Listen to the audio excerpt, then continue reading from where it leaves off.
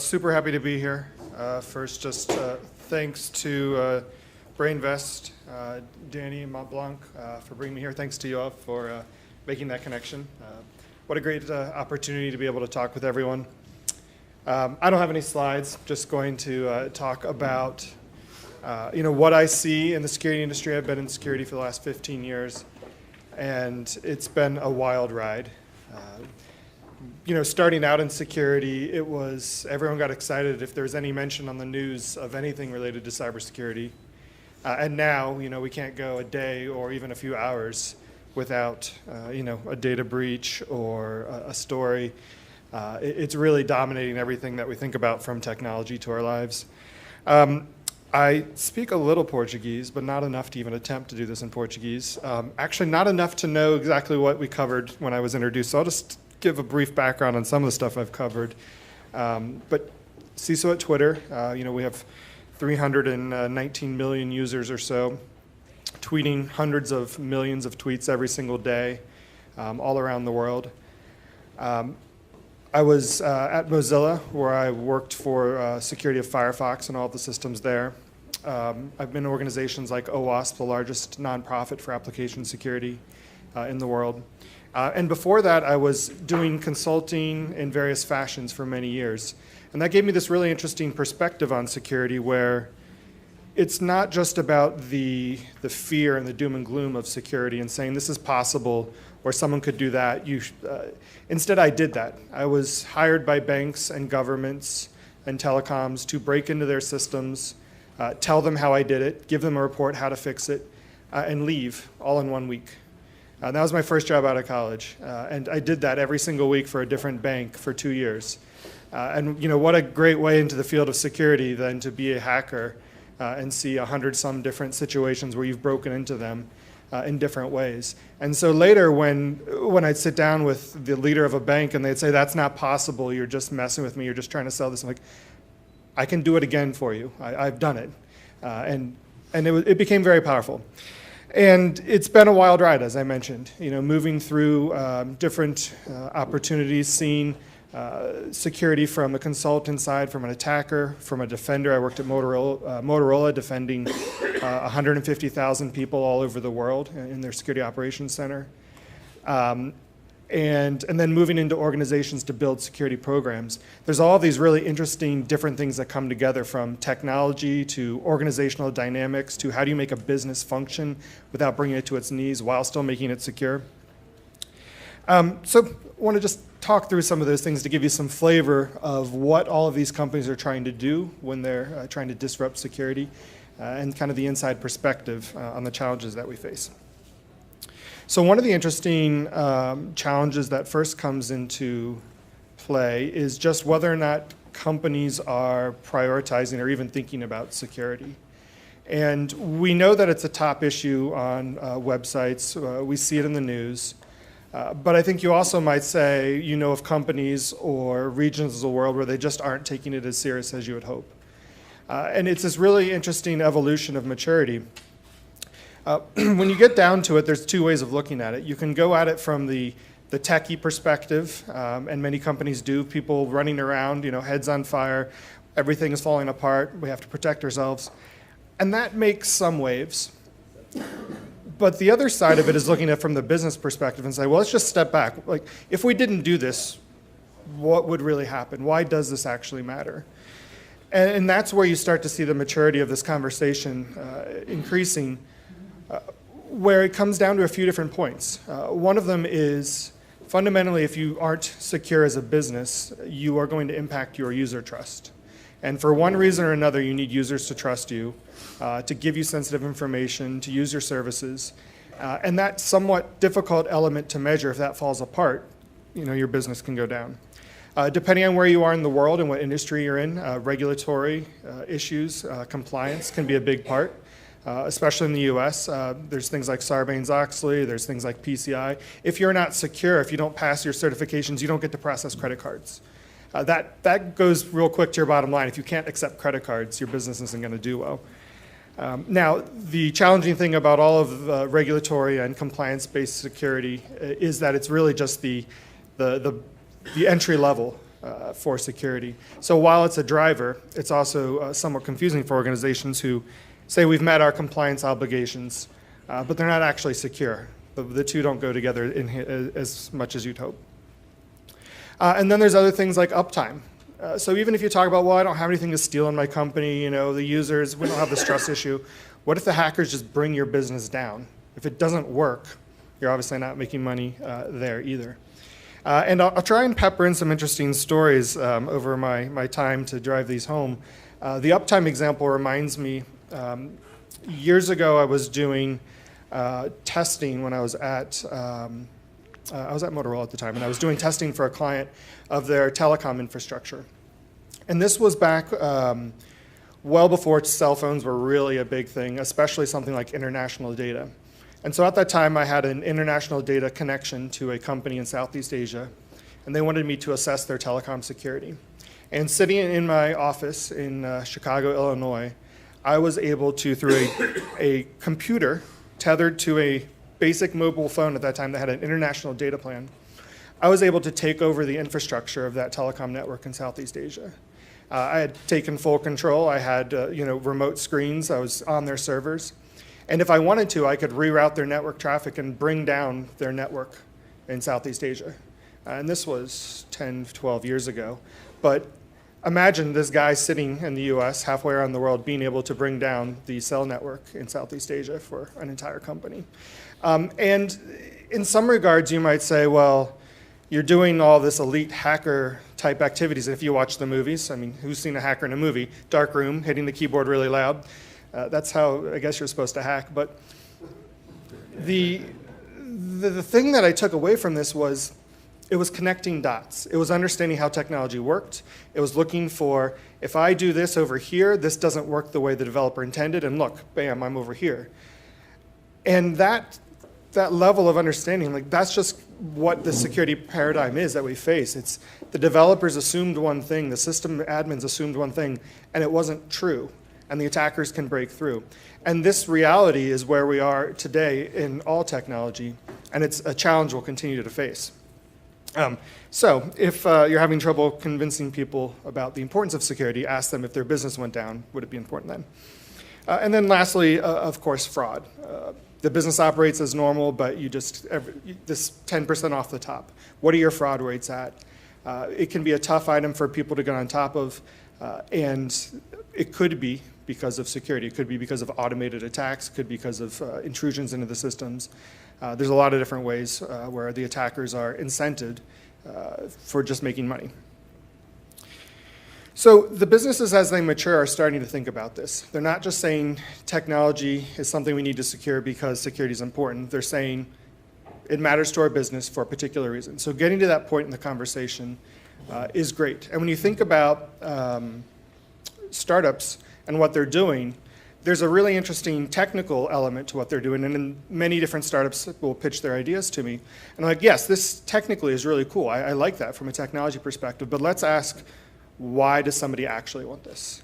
And making that translation will really help for the success of their business and the success of whomever is taking on that technology and security. So one of the other items that I wanted to talk also about was what are the challenges of doing security at Twitter? What are the challenges that technology companies face? Giving a little bit of color again into the world that these companies are going into. One of the challenges at Twitter in particular, which is kind of unique to other companies, everyone's heard of Twitter, yes? Twitter, of course, is real time. If you tweet right now, it will be instantly viewable to anyone in the world. Anyone could hit a retweet and then magnify that, the visibility of that tweet. And that's a lot of the power in what Twitter is. I'm at Twitter because it's an amazing technology and it plays an amazing role in the world.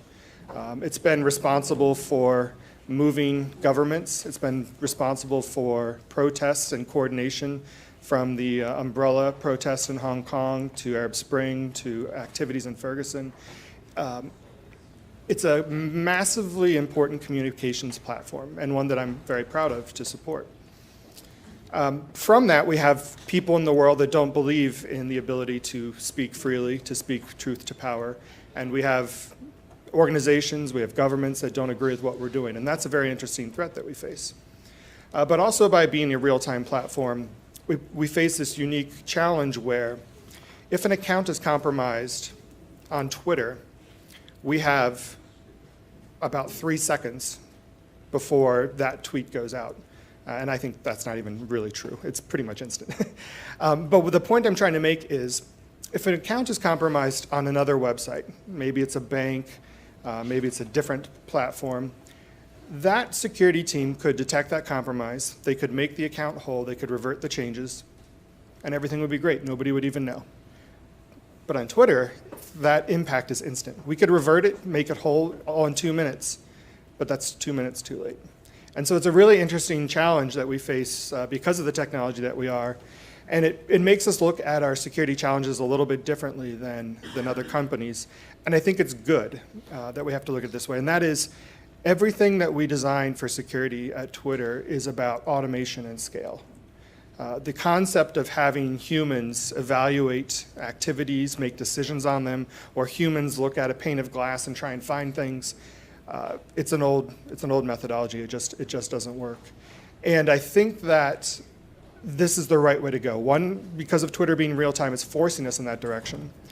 But any other company that wants to have a chance has to think like that, because there's a few challenges. The pace of technology is not one we can keep up with humans. And the fact is, there aren't many humans in the security industry. Now, us security folks are not worth 10 million a head, like the self-driving car people. But I do refer to security as a negative unemployment industry. Every person in my team has the job with me at Twitter, and I know 2 offers on the table from other companies that they could just take in a minute. And so when I look at technology solutions, the ones that come to me and say, we've got this great new technology, it generates all this information, you can take this report of 50 pages, you can give it to your security guy, they can get all this data. I'm like, stop. I don't want that. I don't have a guy that can look at 50 pages to do something. How about you build your technology to find a lot of great things that are 100% accurate? And if that's 1 page, that's fine. But if it's 100% accurate, I can feed that into my other systems and through automation take care of that problem end to end. And those other pages, I'll find a different vendor, a different solution. We'll get through that. But I need solutions that are highly accurate and automatable and can scale. And that is the direction that we go at Twitter, and that's the only way other companies are going to succeed as well. And to that point, the companies in Silicon Valley, the Twitters, the Facebook, the LinkedIn, we all have engineering teams of security professionals, and we have the luxury of having security talent. But then think about companies outside of that space and what they're facing. We think about big pharmaceuticals in the Midwest, agriculture. They don't have these large security teams. They don't have the ability to attract as much engineering talent. And it just furthers this need for the solutions that we provide them to be able to scale and do things automatically. Now, the other thing that is changing dramatically in technology is around the perimeter. So go back 10, 15 years ago, and firewalls were all the rage because you build a big wall around your company, you make sure nothing can go out that you don't trust, you make sure nothing can come in, and you call it a day. Like, we are safe, we have big walls, everything is good. That is totally broken down. Now with the growth of the cloud, with consulting services coming in, making connections to your network, with software as a service, things like Salesforce connecting out to, there's no longer this notion that that your network can be walled off, from the rest of the world. And so again, the methodology of how you go about security is shifting, and it has to shift in the way research is being done, the way startups are thinking about this. Because I don't say we're going to block everything at the perimeter and inspect it there, we're going to treat external attackers this way and just trust our employees. I say we have the most important data over here, and I'm going to protect that data from that point outwards. I'm going to assume that just because you're inside the network doesn't mean you are trusted, doesn't mean you couldn't be an attacker just like someone else in the world. Because the reality is, if you look at the Target breach, Target was a vendor contractor responsible for heating and air.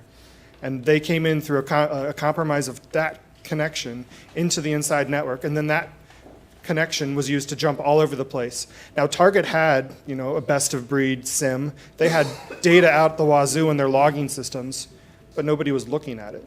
And even if they did look at it, and this is my point on some of these systems, what does that tell you? It tells you, holy crap, we got compromised last month. Well, I'm not in the business of trying to find out when I got compromised 6 months ago. I'm in the business of trying to stop that from happening. And so we really have to keep shifting our methodologies away from these old approaches. They were great 10 years ago, but 10 years in technology is a long time ago. So we've got to move towards automation and handling things end-to-end with scale. The other interesting challenge that I've worked with both at Twitter, when I was at Mozilla, is that there's no standard really in the technology we work with. Developers will build on new platforms each day. They'll build incredibly fast. You think of the banking industry where you have one platform, you have code that's going in, it's going to be tested for 6 months before they release it. That's a really nice world for security where everything is the same, you have these long windows to do all your testing. The technology industry has lots of different platforms, and we ship code every single day. Since I started talking, we probably ship some code. That's a really different world to work in to try and do security. So as we think about this, we have to think, how do we build security that works across all the different platforms?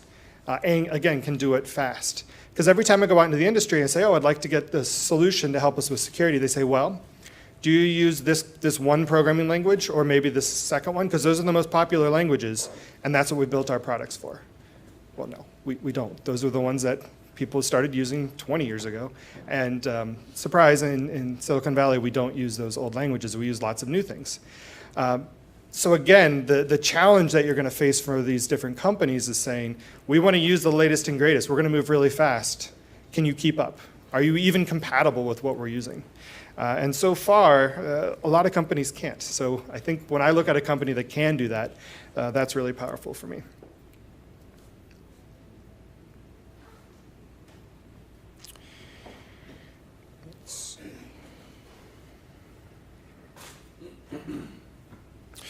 So in terms of the areas that I'm excited about that are coming, if you go to some of the security conferences with the big vendor expos, if you've heard of RSA in Silicon Valley, that happens each year in San Francisco, it's a really interesting experience to see what technology is perceived as hot for security. And the reason I say perceived is that I walk the floor of this big vendor expo every year, and it continues to reaffirm this massive disconnect between what people think is needed in security and what companies that are doing security actually want. For example, I believe 1 year threat hunting was a big topic. Which is the idea of looking for bad guys. I'm like, sure, that makes sense. We've been doing that for quite some time. 0 days. I imagine actually you've heard of the term 0 days. Has that popped up in news stories? That's a big headline in security. There's a 0 day being a new vulnerability that's been found that no one ever knew about, and the bad guys are using that to break into your systems. And it sounds very scary because how can you protect yourself against something that no one ever knew about, and the attackers found it first, and then they're breaking into your machines? It's a great plot, it's a good movie. But the reality is when you dig into security away from fear-mongering, is the stats show us that the vast majority of breaches, I think it's 80-some%, happen with vulnerabilities that were discovered 14 months ago. And so, what that means is it's not that security has solved all these problems and the only way that bad guys are getting in is by finding something new that no one's ever thought of.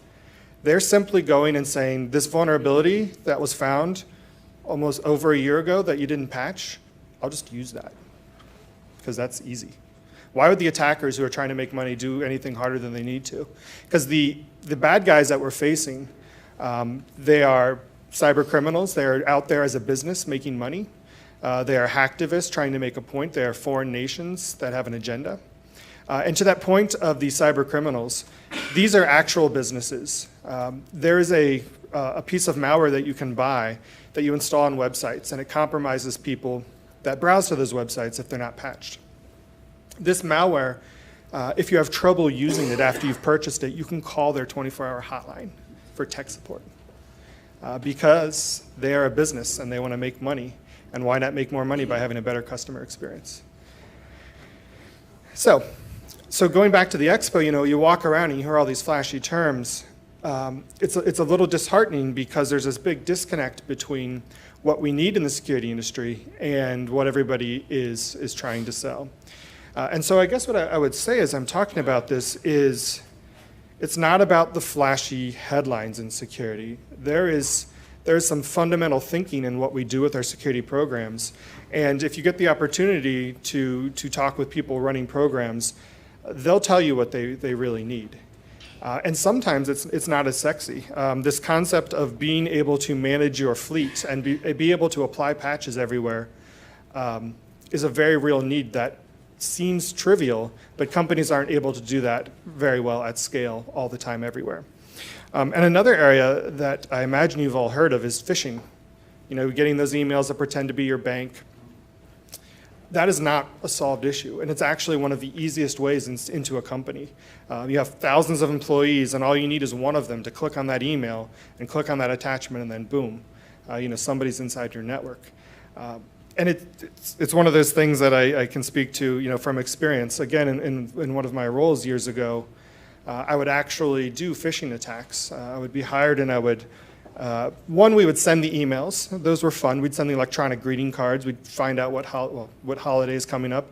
We'd just do a quick Google, see some employee names. So you get an email from one of your coworkers that had their name, had your name. Hey, happy St. Patrick's Day. Like, oh, they're so sweet. You'd open the attachment. Boom, compromised. We'd also do the thing where I'd call people on the phone and I would convince them to give me their password. Now this is an area where perhaps we don't have a lot of technology. Actually, I'll take that back. We do have some technology defenses, and I'll get to those. But I'd call somebody up on the phone, and I would convince them to give me your password. Now, you might be thinking to yourself, like, how on earth does somebody really fall for that? Like, you must be thinking nobody would do that. Like, why on earth would you ever just give someone your password that called you? And as I was talking with Blake about psychology, there's some interesting things you can do with people on this. I would call them up. I'd actually tell them that I'm here working with security to make security better. And security is important. Really think about this. I'm telling them security is important and then going to get their password. And I would say, hey, we need to apply some patches to your machine because you need to be up to date. And I would call them about 11:30. I'm don't worry, this isn't complex. I'm going to walk you through the process. It's going to take about 45 minutes. Are you at your computer? And they'd be like, well, what? I need to go to lunch. They were very adamant about their lunch. I don't have 45 minutes. And I'd push back and I'd say, well, it's really important. We can't have your machine be vulnerable. You care about security, don't you? And they'd get, put them in a really bad spot. And then I would give in. Well, I'm not supposed to do this. But our executives, we have a script. It runs overnight for them. It makes the changes on their behalf. I'm not supposed to, but if you'd like, I can put you into that script as well. So if you give me your username and password, it will log in as you this evening, do all the things for you, and then we'll be good tomorrow. And they'd be like, thank you so much. Because they know I'm going out on a limb for them. And they give me their username and password. And I created this entire fictitious story that applied pressure to them. And then I came and swooped in and gave them an exception where I was putting myself at risk. And they said, sure. And another very effective story, I'd call different people up, same thing, tell them the whole thing about security. Want to make sure you're using strong passwords. Please go to this site on our internal network and enter your password. And don't tell me your password, just tell me the score you get. And so that internal site would be 22.14.8.4. And you might have seen sometimes in a URL you put a number in there sometimes, so it's not very common. You go to the site, it looks like the company, and they don't know anything different. They put it in there, but that site is not internal. That was my site on the public internet. And so when they gave me their score of 82, 82, is that good? I'm like, oh yeah, that's good. They gave me their password. And the score was just like 75 plus the length of their password. So, and one of the best stories there was a woman's like, well, what about these other sites? Are those passwords important too? I'm like, yeah, you better check those as well. And what are they for? And and so these were very effective techniques. Now, one of the reasons I bring it up, a fun story, but it gets to the fact that as we're solving these security problems, there are a lot of very advanced things that we need to do, but there's still a ton of basics that we have not solved in any way whatsoever. And while we can apply a lot of really great technology to some of the technology problems, there's still this overall issue of if the user gives you the password, if they let you connect to their machine, how the heck do we stop that? And that's where you get into this really interesting balance, and one that I worked with a lot when I was at Mozilla with Firefox security, and a fair amount at Twitter, is how do you help an average user that just wants to use technology to do whatever it is they're doing and does not care about security? They just want security to work, period. And that's where we start thinking about how do you advance areas like authentication and login. Two-factor is really great for a bank login if you can force all your users to use it because they're required and they probably feel invested. But what if it's not a bank logon? What if it's a different type of site? How do you build systems that can automatically detect if the user is logging in from a different part of the world and that's probably not them? Maybe you challenge them in a different way. How do you make it so when there's a password breach of, I don't know, mylittlepony.com, that those passwords aren't taken and reused at other websites like banks, like social media, because the user picked the same password? Because passwords are really hard, and it's an unfair ask of us to tell users, pick a strong, unique password, and make sure you don't use that on any of the other 200 sites that use passwords. And remember it, and don't write it down. I mean, like, yeah, it's a bit of a mess. And so solutions that solve that problem in the identity space are going to be huge, and it's only going to be more important as we say, well, how do you get into your car? Like, do we keep it with keys, or do we have this electronic way of getting into cars, or your home, or your baby monitor that's monitoring your home? There's all these different situations where we have to figure out how do we identify who people are and do it in a way where we're not saying, oh, it's the user's fault, but it actually works. So it's a pretty exciting area. Other areas that I'm interested in, concept of behavioral analysis. The notion to me that the Target breach and many other breaches, somebody connected from an HVAC vendor and then accessed the databases to steal data. Conceptually, why on earth should an HVAC account be able to access a database with users in it? That doesn't make any sense. And 2020, sure, we can pick things apart that way, but we have to move to this reality where there's some amount of machine learning and consideration of what accounts do normally and what they should do, and saying that this other type of activity is just ridiculous. And it can't be from humans. You can't have a human looking at the logs saying this and this don't make sense. We've got to figure that out automatically. So when someone gets into a network or when an employee decides to go rogue, they can't just go and access a bunch of stuff just because they know where it is or just because they happen to have the ability to do it. Our systems have to stop that. We have to think about things kind of like defending a submarine, where if you penetrate one part, you can block that off and isolate it, and the rest of the machine, the rest of the submarine doesn't totally sink. So this concept of behavioral analysis for defense is really interesting to me. And then, I think I mentioned this already, but this concept of moving away through automation from security teams. So security teams need to go in and say, we have this problem, we need to find a solution, but they cannot be part of the operations of that solution. There's just no way to scale that. So when you look at companies and they say, we found a way to start solving a problem that makes the developer incentivized or gives the developer the information or gives the IT teams the information or the user. Anything that works end-to-end completely without a security human or even security needs is really exciting to me because there's no way to scale this security talent and it doesn't scale as humans. And then one other item that I think is really interesting, the counter side of automation is automated attacks. Have you ever tried to buy a ticket for a concert and you're the first one in line and then they're sold? Like, that really sucks. And the reason is because in the 4 seconds it took you to hit a button, bots bought every single ticket because they are ready and lined up. They know how to buy all the tickets. for ticket sales. They know how to do attacks for gift cards.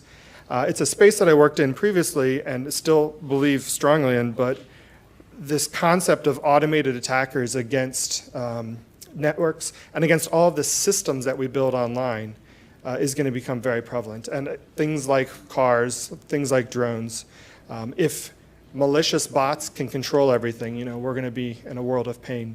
So that's another area that I'm really excited about. But, you know, overall, I think that the reason we have security flaws is not because of some sort of scary voodoo magic. There are some really brilliant minds that are finding new things. There's a guy named Charlie Miller. He does car hacking.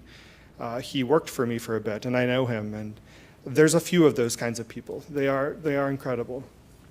But the vast majority of the causes of security is an assumption that someone made when they designed a system, or an edge case they didn't think about. They didn't realize that, you know, when focusing all of their efforts on securing the front door of a house, that they left a side window open.